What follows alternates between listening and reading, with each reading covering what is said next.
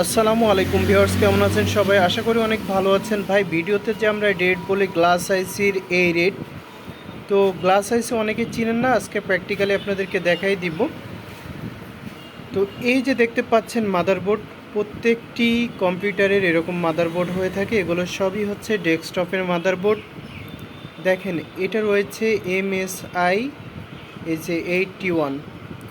এই যে দেখতে পাচ্ছেন প্রত্যেকটা মাদারবোর্ডে যদি দেখায় তাহলে এই ধরনের জিনিস রয়েছে। এটার নাম হচ্ছে আপনার হিটসিং সহ নর্থ ব্রিজ বলা হয় এটাকে।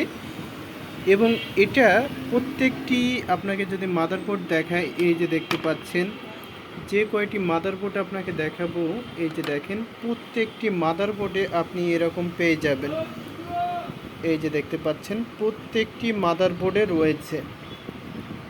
তো আসলে এটা নিচেই আমরা যদি আপনাকে একটু খুলে দেখাই, এই যে দেখতে পাচ্ছেন, একটু বাঁকা করে দিই। এই যে এখানে যদি আপনি একটু ঘষা দেন থিনার দিয়ে, তাহলে দেখতে পারবেন এই যে চকচক যে অংশটা, এটা পুরোটাই হচ্ছে গ্লাস। আপনাদেরকে একটু দেখাই দিই ক্লিয়ার করে। এখন দেখেন মোটামুটি ফ্রেশ দেখা যাচ্ছে এবং পুরোটাই এই যে গ্লাস। তো আমরা সংক্ষেপে এটাকে বলেই থাকি যে গ্লাস আইসি। তো এই গ্লাস আইসির এইগুলো মূলত হচ্ছে 61, 81 এগুলোতে বেশিরভাগ হয়ে থাকে এই মাদারবোর্ডগুলোতে।